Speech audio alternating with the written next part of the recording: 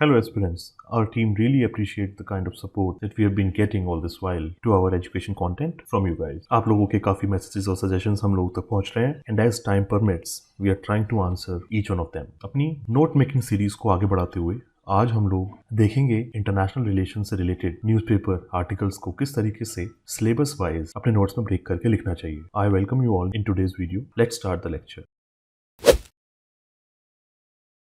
कुछ समय से देखा जा रहा है कि अरब कंट्रीज अपने रिलेशंस को नॉर्मलाइज करने की कोशिश कर रही हैं इजराइल के साथ. यहीं पे ये आर्टिकल रिसेंट न्यूज के बारे में है जहां पे सुडान ने अपने रिलेशंस इजराइल के साथ बहाल करने के लिए डील साइन करी है. यूएसए ने इस डील को ब्रोकर किया. गल्फ एरिया हमेशा से यूपीएससी का एक फेवरेट टॉपिक रहा है, इसीलिए इस डोमेन से रिलेटेड कोई भी न्यूज एज एन एस्पिरेंट काफी ज्यादा जरूरी हो जाती है कि हम उसे कवर करें. चलिए इसी आर्टिकल को आज अपने नोट मेकिंग में किस तरीके से हम लोग लेके जाएंगे उस पर एक नजर डालते हैं. So to begin with, as a regular practice, we need to figure out what all are the important pointers that we need to cover from this article. ये आर्टिकल इजराइल और सुडान के पीस मेकिंग के बारे में है. इस deal के बारे में हम कुछ इंपॉर्टेंट पॉइंट्स कवर करेंगे. यूएसए का क्या रोल रहा वो देखेंगे, क्योंकि सुडान पांचवी ऐसी अरब कंट्री है जिसने इजराइल के साथ अपने रिलेशंस को बेहतर करने की कोशिश की है. वो कौन सी 5 अरब कंट्रीज हैं और उनका सीक्वेंस क्या है. जब हम अरब या फिर गल्फ एरिया की बात करते हैं, यूपीएससी के बहुत इंपॉर्टेंट टॉपिक्स अरब कंट्रीज, अरब लीग क्या है और साथ में बेरूट डिक्लेरेशन, ये तीनों पॉइंट साथ में कोएग्जिस्ट करते हैं. तो एज अ स्टूडेंट हमें ये तीनों पॉइंट साथ में कवर करने चाहिए. उसके बाद जियोपॉलिटिकल या इंटरनेशनल रिलेशन पढ़ते समय उस पर्टिकुलर कंट्री का इंडिया के साथ कैसा रिलेशन है वो समझना भी काफी ज्यादा जरूरी हो जाता है.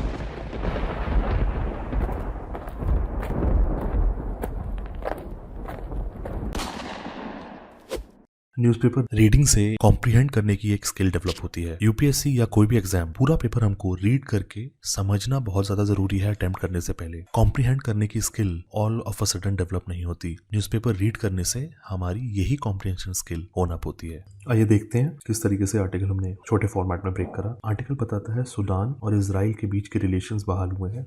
यूएसए का काफी बड़ा रोल रहा है इस पूरी डील को, इस पीस कीपिंग डील को कंप्लीट कराने में. यूएसए एक लिस्ट मेंटेन करता है जिसका नाम है list of state sponsors of terrorism, जिसमें सुडान भी फीचर करता था. इस डील से पहले यूएसए ने सुडान को उस लिस्ट से रिवोक कर दिया. यही एक्शन यूएसए का बेस बना है इजराइल और सुडान के रिलेशंस को बेहतर बनाने के लिए. अब list of state sponsors of terrorism देखा जाए, कौन कौन सी कंट्रीज इसमें फीचर करेंगी ये भी हमें पता होना चाहिए. यूएसए अगर टेररिज्म से रिलेटेड कोई लिस्ट बनाता है तो उसमें नॉर्थ कोरिया और ईरान तो जरूर ही रहेंगे. इसके अलावा सुडान भी इस लिस्ट में था जो अब वेव ऑफ कर दिया गया. चौथी कंट्री जो इस लिस्ट में फीचर करती है वो है सीरिया. क्योंकि सुडान इस लिस्ट से हटा दी गई है तो ये तीसरी कंट्री बनी. तो ये जो पीस मेकिंग एफर्ट यूएसए ने यहाँ पे ब्रोकर किया है उसको यूएसए के अलाइज ने वेलकम करा है. एज एन एस्पिरेंट हमें पता होना चाहिए कि जो वर्ल्ड मेजर पावर्स हैं उनके अलाइज कौन कौन से हैं या उनके एंटाई कौन कौन से हैं. अलाइज की बात की जाए, Germany, Egypt, UAE and Bahrain, ये सारी कंट्रीज हैं जो यूएसए की अलाइज हैं और इस मूवमेंट को, इस डेवलपमेंट को उन्होंने काफी प्रेज करा है और सपोर्ट करा है. वहीं पे फिलिस्तीन और ईरान ऐसी 2 कंट्री हैं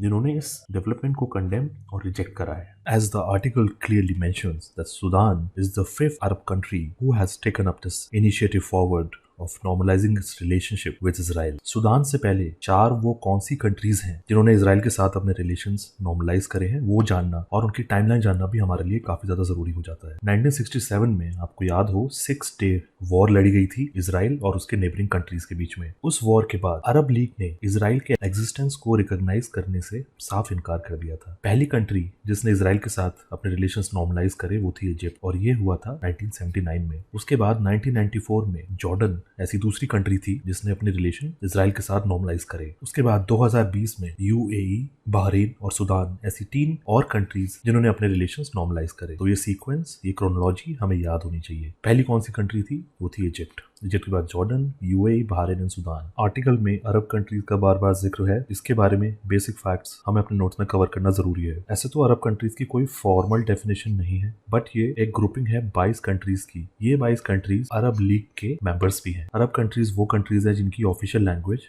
अरबिक है. हालांकि ऐसा नहीं है कि जो भी कंट्री अरब स्पीकिंग होगी या उसकी ऑफिशियल लैंग्वेज अरबिक होगी तो वो पार्ट हो अरब वर्ल्ड की. ऐसा बिल्कुल भी जरूरी नहीं है। इसके एक्सेप्शंस, इसके एग्जांपल देखते हैं। माल्टा, चैड एंड एरिथ्रिया, ये 3 कंट्री हैं जिनकी ऑफिशियल लैंग्वेज तो अरबिक है। They are not members of Arab League. Arab countries देखने के बाद next topic would be Arab League. जैसा कि नाम सजेस्ट कर रहे हैं, it is a regional grouping. अब रीजनल ग्रुपिंग है तो कौन से रीजन्स वो जानना जरूरी है। African and western Asian countries 1945 में ये एस्टेब्लिश की गई थी कायरो, इजिप्ट में। जनरली ये क्वेश्चंस स्टेटमेंट्स में पूछ लिए जाते हैं, ये हमें पता होने चाहिए। Arab League was established in 1945 at Cairo, Egypt. As of now it has 22 nation members, but जब ये 1945 में स्टार्ट हुई थी तो ये 6 मेंबर्स के साथ स्टार्ट हुई थी। मतलब फाउंडिंग कंट्रीज जो थी जिन्होंने मिलकर ये एस्टेब्लिश करी थी वो 6 थी। वो 6 कौन कौन सी कंट्रीज है ये हमें पता होना चाहिए। Lebanon, Iraq, Egypt, Jordan, Syria, Saudi Arabia. Syria अभी सस्पेंडेड है ड्यू टू सम रीजंस। तो अरब लीग की 6 फाउंडिंग मेंबर कंट्रीज के नाम हमें पता होने चाहिए। Although as of now 22 countries इसकी मेंबर्स हैं। रीजनल ग्रुपिंग्स में ऑब्जर्वर स्टेटस काफी ज्यादा इंपॉर्टेंट है। सबसे इंपॉर्टेंट पॉइंट, इंडिया को ऑब्जर्वर स्टेटस दिया गया है।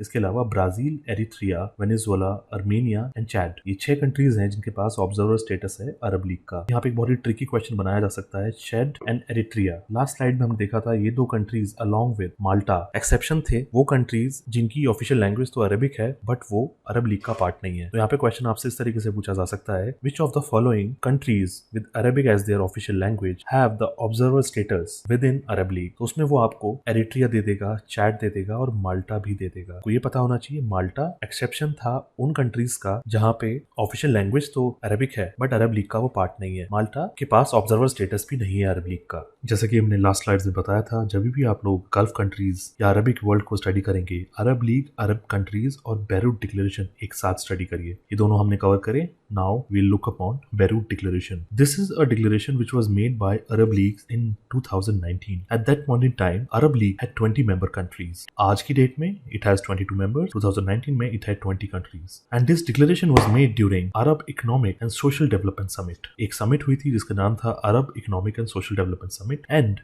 this declaration was made in 2019. इसके 2 important objective थे। पहला, एक अरब फ्री ट्रेड जोन एस्टेब्लिश करना और दूसरा, ऐसे नेशंस को सपोर्ट किया जाए जहां पे सीरियन रिफ्यूजीज रहेंगे या रखे जाएंगे फ्यूचर में। बेरूट डिक्लेरेशन के बारे में कुछ बेसिक फैक्ट्स हमें पता होने चाहिए। 2019 में इसको डिक्लेयर करा गया था बाय अरब लीग। इसके 2 इंपॉर्टेंट ऑब्जेक्टिव्स, एक अरब फ्री ट्रेड जोन एस्टेब्लिश करना, दूसरा ऐसे नेशंस को सपोर्ट करना जहां पे सीरियन रिफ्यूजीज को होस्ट करा जाएगा या करा गया है पास्ट में। अब क्योंकि सूडान न्यूज में आ चुका है, सूडान की बॉर्डर कंट्रीज कौन कौन सी रहेंगी और क्या किसी वाटर बॉडी से सूडान अपना बॉर्डर शेयर करता है, ये चीजें हमें पता होनी चाहिए। ये सूडान का मैप है। उस टाइम पहले पूरा सूडान 2 पार्ट्स में डिवाइड हो गया था। ये देखिए, ये बाउंड्री साउथ सूडान को डिवाइड करती है सूडान से। सूडान की कैपिटल खार्तूम। कंट्रीज की बात की जाए जिससे बाउंड्री शेयर करती है, नॉर्थ में सूडान शेयर करता है इजिप्ट से, इधर लीबिया, चैड, CAR यानी सेंट्रल अफ्रीकन रिपब्लिक, साउथ में south Sudan, Ethiopia, Eritrea. North या नॉर्थ ईस्ट में सूडान ओपन होता है रेड सी में। अगर ये क्वेश्चन पूछा जाए क्या सूडान एक लैंडलॉक कंट्री है,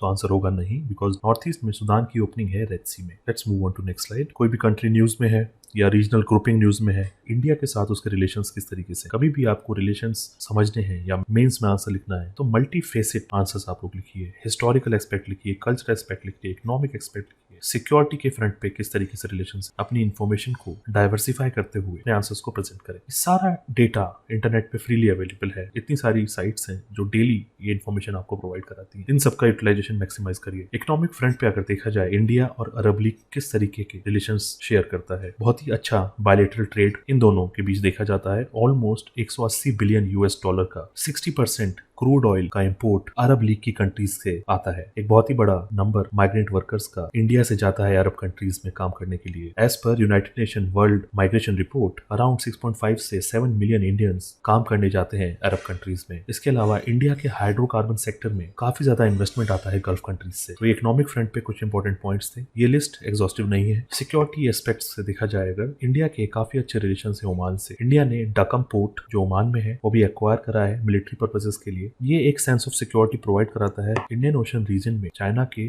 बढ़ते एस्टेब्लिशमेंट्स की वजह से। अभी जिबूटी में चाइना ने एक मिलिट्री बेस एस्टेब्लिश किया है। आई थिंक उसको काउंटर करेगा हमारा ये effort. So friends, let's conclude today's lecture. Thank you all for your support. आने वाले समय में हमारी और भी वीडियोस आएंगी। Till then, study hard and I wish you all the best.